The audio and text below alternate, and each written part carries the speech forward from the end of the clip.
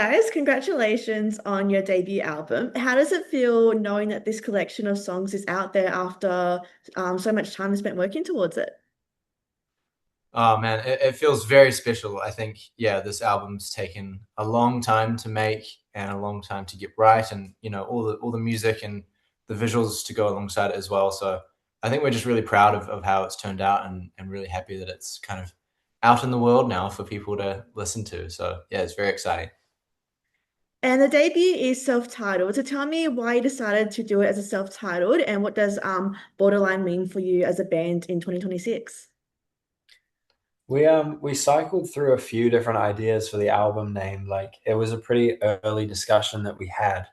And there were a couple ideas, but nothing was really sticking. And as soon as we thought of doing it as a self-titled album, it kind of felt right. Like we all just immediately agreed, oh yeah, it does. It feels like that kind of project where we finally sort of come together and found our sound a little Mm. bit more. And that this is the first project that is really like Borderline. It It's feels just very us, what yeah. Borderline is. It's a lot of different genres, a lot of us having fun writing whatever we feel like writing.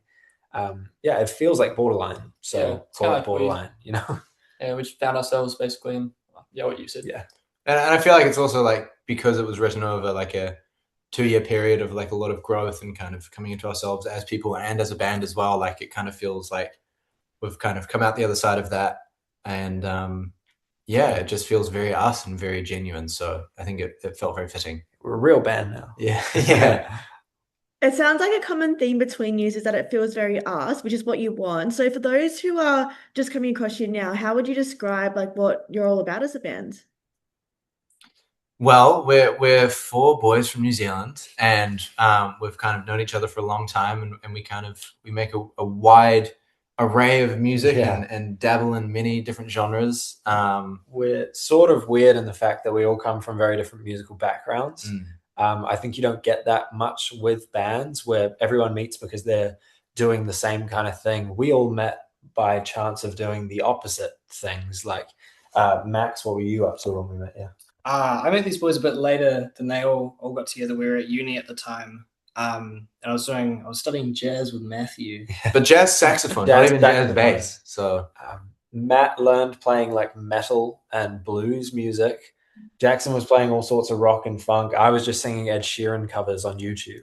Like we all come from such different backgrounds that when we came together as a band, it sort of meant we had all of these different pools of inspiration to pull from and kind of create something so new for us that you couldn't recreate without all of our different backgrounds. Mm. And I think that's what Borderline is. It's us writing whatever we feel like writing, whatever we enjoy listening to, and we want to make music that we want to listen to. So that's a very important thing for us is that everyone can find a song in the Borderline catalog that they can resonate with and listen to as much as they want. I think it's fun as well because we're all kind of on the same page with the music we want to make. We're all kind of on the same wavelength, but we just have our different pockets of inspiration. mm. So it's yeah, it's nice to have. With having different backgrounds and diverse tastes, were there any sounds that were surprisingly like came together well that maybe were unexpected? 100%. Yeah. Lots, yeah. Like I was rattling on about me listening to a specific Justin Timberlake album over and over again. Like every time we got in the car, if I was driving one of these guys somewhere, I'd be like, okay, we're putting on the Justin Timberlake I can album. I was just confirm. trying to like nail it into their heads, like we could do this. And we jumped in the studio. It was Jackson's home studio. We were just doing some days of writing. And I think we wrote two songs 2 days in a row, and they Mm. both ended up on the album. No. And they were such opposites. They're Was that free probably throw as well? Free Yeah, Throw Free and Throw. Yeah. Skyline ended up like on consecutive days being written. And Skyline was the most sort of R&B 90s or like early 2000s inspired song that we'd done with really tight harmonies and like I don't know, it was just such Oh, a je ne sais quoi. curveball for us, but Yeah. it felt so right.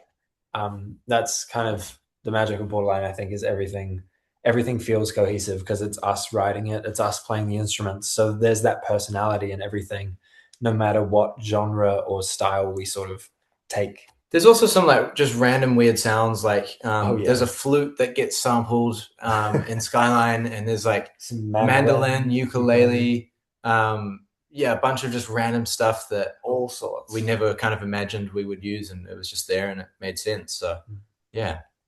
I feel like it goes together so well. And listening to the album, it's got like some older influences and sounds, but I feel like it was done in a way that it still feels fresh and new. So how do you balance those older influences while still making it sound modern and fresh? That's We really nice to hear. I guess we have a lot of older influences, but I feel like I mean there are definitely some artists who have that too, but they kind of seem more like tribute acts, or they kind of they're doing more of a throwback sound. And I think and we like a lot of today's music as well, and we want to make something that people haven't heard before. Yeah. And I was gonna say, and I think a lot of that comes down to the fact that when we are recording, it is the four of us playing these instruments live in the room. I don't think there was any kind of like, I guess, MIDI or like, you know, fake no fake synthetic instruments. sound. Yeah, it's like it's all real. Even all the synths are like us actually messing with the synths in the room, trying to get these things to sound right. And the producer that we worked on the project with, Nick Manders from New Zealand, is like, he is the most incredible producer. He is the best at kind of mixing the kind of older sound with like a modern pop sound.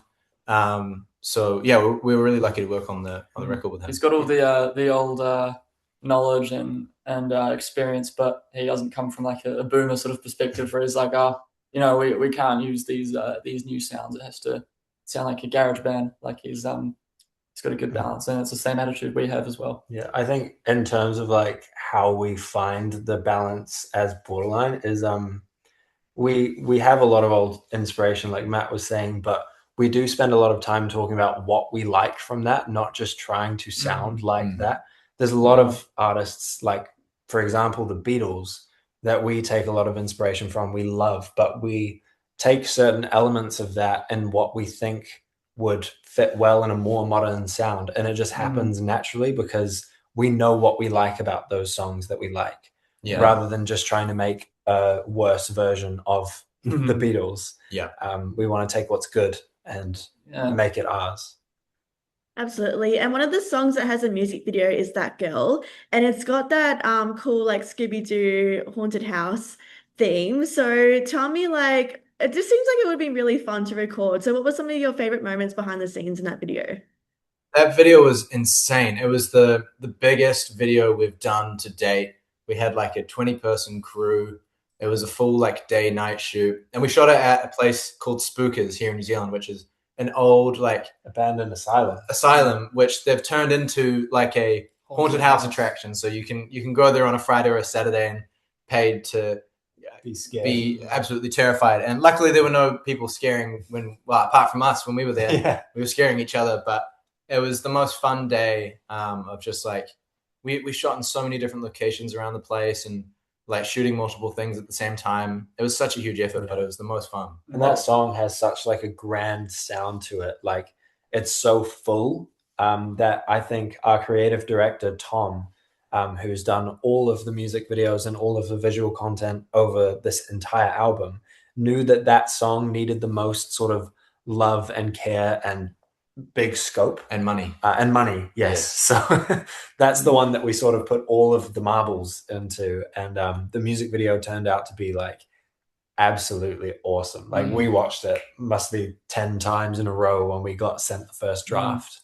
We're really proud of that one. We were quite nervous because it was I think it was most of our music video budget we'd saved for That Girl. So we were, you know, it was a big day, you know, like you said, 20 people crew, like a whole day shoot, and it turned out good. Luckily. Took a lot to make it happen. Yeah. I love that it's open to the public as well. I love stuff like that. So I'll have to add it on my list of things to check out when I'm in New Zealand.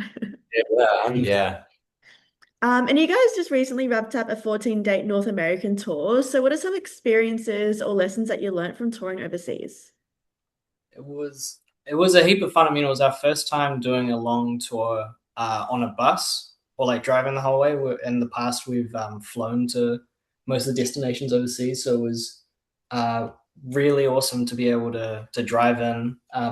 You know, a different experience. Like setting up, packing up off the bus, and then being able to sleep on the bus and not have to go to the airport, which is awesome. And we got to see more of the country and see everything in between. Yeah, there's a lot of like nothing on a lot of those roads between those drives. It's like you just drive in a straight line for miles and miles. But it was really fun. I think we learned a lot about kind of, because it was a full month of kind of essentially back-to-back shows, you kind of have to learn to pace yourself a bit and get rest when you can. And I think we all learned a lot about that. But also it was just the most fun. Like we've always kind of dreamed of being able to do a tour like that and kind of live in a bus for a month, and it did not disappoint, and we didn't kill each other. So it was a real test of our sort of friendship. I think we were basically living in the smallest flat on planet Earth that was moving on wheels for a month and shaking. Yes, there were a few times people almost fell out of bunks, or few almost broken bones, and a few broken table. There was you can't say. Well, I guess it's always a bonus that you guys didn't kill each other. But for any newer bands that might be coming together, like what advice do you have in terms of staying together and staying strong when you are spending a lot of time on the road in smaller, cramped spaces? I think with time, you kind of learn a lot about each other is the first thing. And that takes time. And we know at this point when to push each other's buttons and when to stop a little bit. But I think just communicating and being open with each other and talking about how you're feeling and any kind of conflicts or whatever, I think is so important, having that kind of, because you are like, it is essentially like a 4-way marriage that we're in, because we're together all the time, every day, working together, living together a lot of the time. So you kind of have to learn about each other a lot. So and prioritizing sleep. That's a big one. When you're not having to fly everywhere, it's very easy to just want to stay up all night and yarn away. But getting good sleep before the big day and then the next big day and the next big day, it's super important. I think for like staying good with your bandmates, if you've been together for a long time and playing together, you are not only colleagues, you're also friends, and then you also become like this higher level of friendship where it's like almost brotherly, because it is like that for us, where you get to a point in a friendship where if someone's annoying you, you're not really afraid to say like, shut up, you're annoying me, that sort of thing. And I think it's good to know that when we're feeling something, we just talk about it straight away. Like real advice is just like, don't keep things in on tour, because you're living together and you're just making a worse time of it. And we've gotten really good at sort of just knowing each other so well that we can keep each other afloat on tour. It was fun. And Mario Kart. That really helps. It can be bad. It can make you want to kill each other, but be a make or break. But bring a Nintendo Switch. That's rule number one. I think that's really good advice. And you're bringing the tour to Australia. So what are some things that fans can expect from the tour that they might not get from only listening to the album? This is definitely our biggest and best show yet. I can quite confidently say that. I think we're so excited to play all these new songs. It's the first time we're playing this brand new set list with the whole album is, being played live, and there's some new kind of arrangements and some really cool moments that you don't get on the album. So, things are kind of being amplified and kind of built on from what's on the record. So I think, you have to just, come along and find out. But there's a lot of cool stuff that's going to happen in the show. So we spice the songs up. I think anybody who's been to a Borderline show before would know that we're not just playing the catalog song. It's sort of like a moving, evolving show. We never really want to just, here's this song and then play it and then say thank you and then here's this song. So we've put a lot of time and rehearsal into making this really smooth and really, really pop. Really pops. Absolutely. Nothing beats that live experience. And lastly, what's the main thing you hope people take away from this tour?